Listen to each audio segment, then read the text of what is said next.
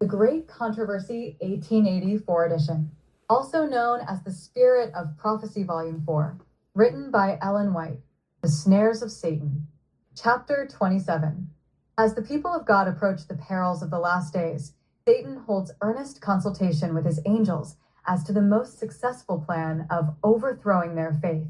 He sees that the popular churches are already lulled to sleep by his deceptive power.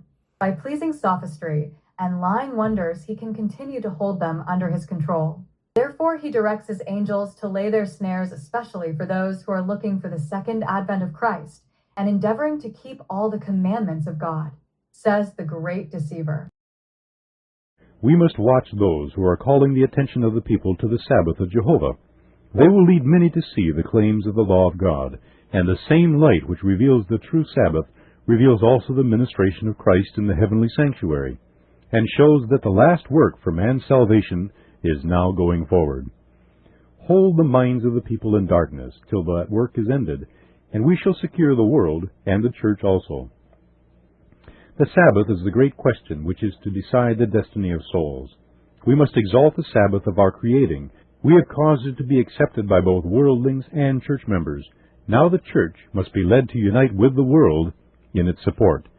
We must work by signs and wonders to blind their eyes to the truth, and lead them to lay aside reason and the fear of God, and follow custom and tradition. I will influence popular ministers to turn the attention of their hearers from the commandments of God. That which the Scriptures declare to be a perfect law of liberty shall be represented as a yoke of bondage. The people accept their ministers' explanations of Scriptures and do not investigate for themselves.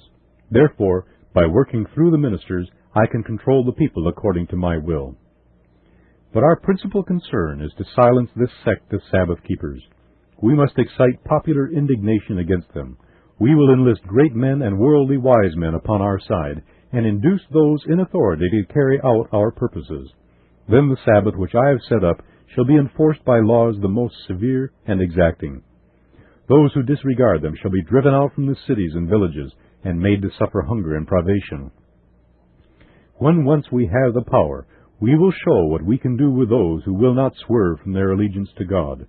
We led the Romish Church to inflict imprisonment, torture, and death upon those who refused to yield to her decrees, and now that we are bringing the Protestant churches in the world into harmony with this right arm of our strength, we will finally have a law to exterminate all who will not submit to our authority. When death shall be made the penalty of violating our Sabbath, then many who are now ranked with commandment keepers will come over to our side. But before proceeding to these extreme measures, we must exert all our wisdom and subtlety to deceive and ensnare those who honor the true Sabbath. We can separate many from Christ by worldliness, lust, and pride. They may think themselves safe because they believe the truth, but indulgence of appetite or the lower passions, which will confuse judgment and destroy discrimination, will cause their fall. Go, make the possessors of land and money drunk with the cares of this life.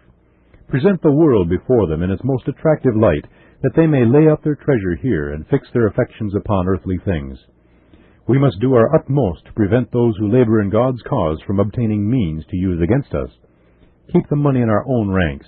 The more means they obtain, the more they will injure our kingdom by taking from us our subjects. Make them care more for money than for the upbuilding of Christ's kingdom, and the spread of the truths we hate, and we need not fear their influence. For we know that every selfish, covetous person will fall under our power, and will finally be separated from God's people. Through those that have a form of godliness but know not the power, we can gain many who would otherwise do us great harm. Lovers of pleasure more than lovers of God will be our most effective helpers. Those of this class who are apt and intelligent will serve as decoys to draw others into our snares. Many will not fear their influence because they profess the same faith. We will thus lead them to conclude that the requirements of Christ are less strict than they once believed, and that by conformity to the world they would exert a greater influence with worldlings. Thus they will separate from Christ. Then they will have no strength to resist our power, and ere long they will be ready to ridicule their former zeal and devotion. Until the great decisive blow shall be struck, our efforts against commandment keepers must be untiring. We must be present at all their gatherings. In their large meetings especially, our cause will suffer much, and we must exercise great vigilance and employ all our seductive arts to prevent souls from hearing the truth and becoming impressed by it. I will have upon the ground, as my agents, men holding false doctrines mingled with just enough truth to deceive souls. I will also have unbelieving ones present, who will express doubts in regard to the Lord's messages of warning to His church. Should the people read and believe these admonitions, we could have little hope of overcoming them.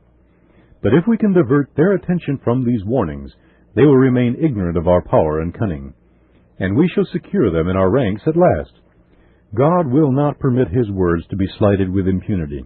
If we can keep souls deceived for a time, God's mercy will be withdrawn, and He will give them up to our full control. We must cause distraction and division. We must destroy their anxiety for their own souls and lead them to criticize, to judge, and to accuse and condemn one another, and to cherish selfishness and enmity. For these sins God banished us from His presence, and all who follow our example will meet a similar fate.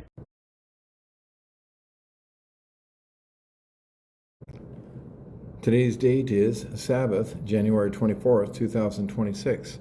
This song and video presentation regarding The Snares of Satan, Chapter 27, was taken from 1884, The Great Controversy, known also as The Spirit of Prophecy, Volume 4, is for Sabbath, January 24th, 2026.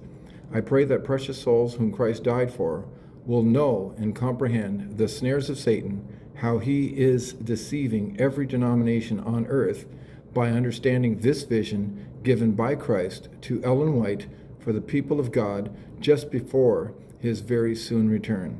Sincerely, Marc Regnier, Nova Scotia, Canada, 902-717-7177.